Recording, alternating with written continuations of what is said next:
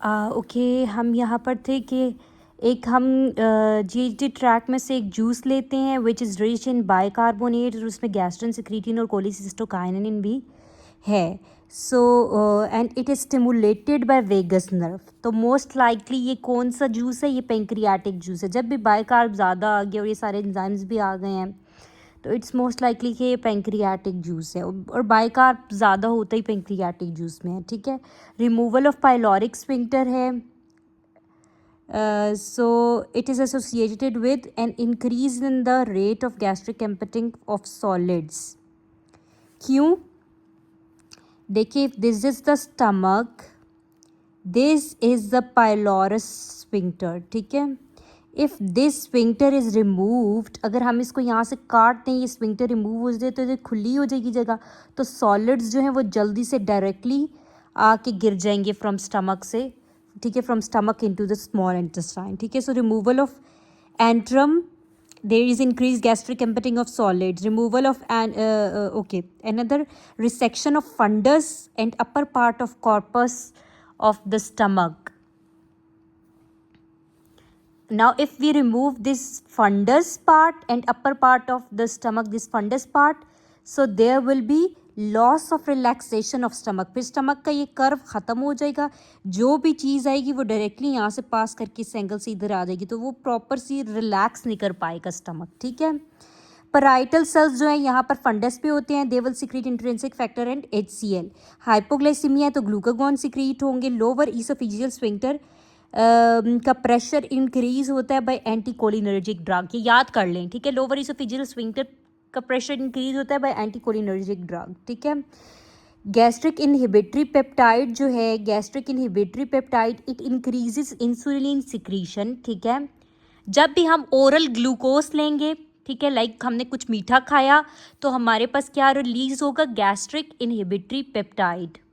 ठीक है।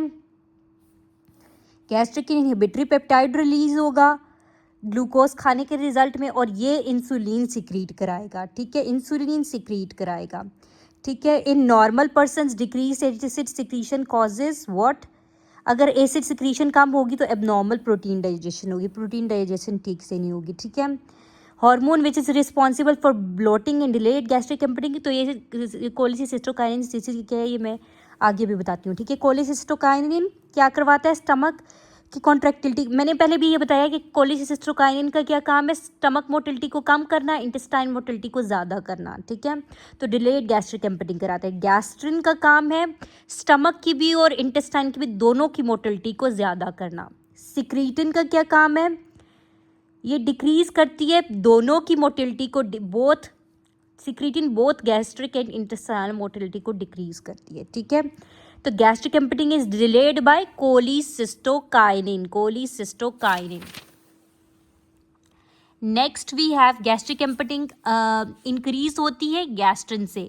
Decreased gastric pH, जब भी गैस्ट्रिक पीएच डिक्रीज होगी, सिक्रीशंस बाय अच्छा, गैस्ट्रिन जो है वो हमेशा जो है एसिड सिक्रीशन कराता है। तो गैस्ट्रिन स्टमक एसिड सिक्रीशन कराता है, गैस्ट्रिक कंटेंट को ज़्यादा कराता है। सिक्रीटिन जो है वो एसिडिटी को कम करता है। ठीक है। अगर पेन है एट द फैटी मील लेने के बाद, पेन है एपिगैस्ट्रियम में, ठीक है, एक फैटी डिनर लिया उसने, then develop pain in the epigastrium, तो मोस्ट लाइकली उसकी डिलेड गैस्ट्रिक एम्पटिंग है because of which hormone? Cholecystokinin. ठीक है। Small intestinal peristalsis is most likely enhanced by, वही स्मॉल इंटेस्टाइन मोटिलिटी इंक्रीज होती है कोलिसिस्टोकाइनिन से और स्टमक एम्पटिंग डिक्रीज होती है। ठीक है। स्टमक एम्पटिंग डिलेड होती है और स्मॉल इंटेस्टाइन की मोटिलिटी इंक्रीज होती है। ठीक है। Then we have thoracic vagotomy results in decrease in gastrin secretion. ठीक है। ये हम आगे पढ़ते हैं। अच्छा, दो तरह की वेगोटमी होती है। Vagotomy actually means to cut vagus nerve. Vagus nerve को आप काटें, आपकी दो लेवल्स पे हो सकती है, ऊपर थोरैसिक लेवल पे भी और ट्रंकल लेवल पे भी। ट्रंकल लेवल वो है कि जहाँ पर वो डायफ्राम को आके सप्लाई करती है, तो आप ये थोरैसिक लेवल पे भी वेगस नर्व को काट सकते हैं, तो उसकी सप्लाई गैस्ट्रोइंटेस्टाइनल ट्रैक को नहीं मिलेगी, तो उसकी सिक्रीशंस कम हो जाएंगी। ठीक है। और ट्रंकल लेवल पे आप अगर काटेंगे तो क्या होगा कि वो डायफ्राम के करीब होगी। अगर आप ट्रंकल लेवल पे काटेंगे तो उसकी एम्पटिंग डिलेड हो जाएगी, ठीक है। सो थोरेसिक वेगोटमी गैस्ट्रिन जो गैस्ट्रिन की सिक्रीशन है वो डिक्रीज होगी, ट्रंकल है तो डिलेड गैस्ट्रिक एम्पटिंग होगी, ठीक है। और इसके अलावा हमारे पास जो वेगस नर्व है वो थोड़ा सा म्यूकोसा को भी रीजनरेट करने में हेल्प कर रही थी, तो वेगोटमी होगी, there is gastric mucosal regeneration जो है वो भी थोड़ी कम हो जाएगी। और जो है वेगस नर्व हेल्प कर रही थी स्टमक को रिलैक्स करने में भी। तो अब वेगोटमी होने की वजह से क्या होगी, इसकी रिसेप्टिव रिलैक्सेशन भी एबॉलिश्ड हो जाएगी, ठीक है। आमतौर पे हम ये ट्रंकल वेगोटमी क्यों करते हैं, पेप्टिक अल्सर डिजीज़ में, ठीक है। क्योंकि पेप्टिक अल्सर जब भी होता है तो गैस्ट्रिन और पेप्सिन की बहुत ज़्यादा सिक्रीशन हो जाती है, तो हम वेगोटमी करके वेगस नर्व को काट देते थे। अब तो ये नहीं होता है, पहले पहले होता था, तो फिर ताकि गैस्ट्रिन और पेप्सिन की सिक्रीशन कम हो। अच्छा, अब अगेन एक GIT सिक्रीशन, ठीक है, एक सिक्रीशन है जिसमें बाइकार्ब ज़्यादा है, तो ये क्या होगी, पैंक्रियाटिक सिक्रीशन। अच्छा, मेन फंक्शन ऑफ सोमैटोस्टैटिन क्या है, टू मेनली इनहिबिट कोलिसिस्टोकाइनिन। ये मैंने आपको पहले भी बताया है कि अच्छा बल्कि अभी बता देती हूँ, ये मैंने पहले नहीं बताया। अगर ये पैंक्रियाज है, पैंक्रियाज में 3 तरह के सेल्स होते हैं, अल्फा, बीटा और सिग्मा। ये जो सिग्मा सेल्स होते हैं ना, दे विल सिक्रीट सोमैटोस्टैटिन, और ये सोमैटोस्टैटिन पैराक्राइन फैशन में जाके बीटा सेल्स और अल्फा सेल्स दोनों को इनहिबिट कराता है, ठीक है। ठीक है, दोनों को इनहिबिट कराएगा, ठीक है।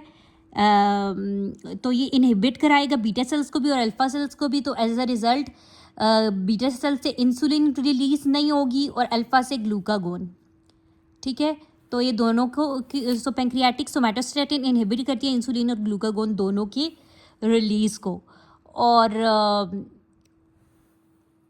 जो गट से सोमैटोस्टैटिन रिलीज होता है वो इनहिबिट करता है गैस्ट्रिन और कोलिसिस्टोकाइनिन को, ठीक है, वो गैस्ट्रिन और कोलिसिस्टोकाइनिन को, ठीक है। गट से सोमैटोस्टैटिन रिलीज हुआ, इनहिबिट करिए कोलिसिस्टोकाइनिन को और गैस्ट्रिन को, ठीक है। सोमैटोस्टैटिन जो है, अच्छा, जब अगर एक बंदे को पैंक्रियाटिक फिस्ट्यूला बन गया, अगर ये उसका पैंक्रियाज है, उसमें एक फिस्ट्यूला बनता है, एक कनेक्शन बन जाती है पीछे से, वो जाकर जो है पेरिटोनियम को कनेक्ट कर रहा है, हम ऐसे बंदे को सोमैटोस्टैटिन देते हैं, क्यों, ताकि वो जो फिस्ट्यूला है वो बंद हो जाए। बंद तो नहीं होगा, बल्कि हम इसलिए वो देते हैं सोमैटोस्टैटिन ताकि जो पैंक्रियाज की सिक्रीशन है वो कम हो जाए।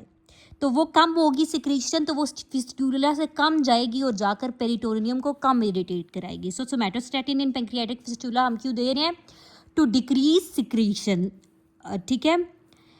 Pancreatic fistula somatostatin help decrease secretion. Potent जो इनहिबिटर है इंसुलिन का वो सोमैटोस्टैटिन है, पैराक्राइन फैशन के थ्रू ये जाकर एक्ट करती है और इनहिबिट करती है इंसुलिन ग्लूकागोन के रिलीज को, ठीक है। हमारे पास क्या है, लेप्टिन लोअर करती है एपिटाइट को, ग्रेलिन जो है वो गेन्स करती है एपिटाइट को ज़्यादा करती है, ठीक है। लेप्टिन जो है उसका मैकेनिज्म ऑफ एक्शन जो है वो एंजाइम एसोसिएटेड है, वो किसी दूसरे लेप्टिन जो खुद ये जो है ये जाकर किसी और एंजाइम को एक्टिवेट कराती है, ठीक है, खुद एंजाइम नहीं है, तो ये enzyme associated not enzyme link, ठीक है।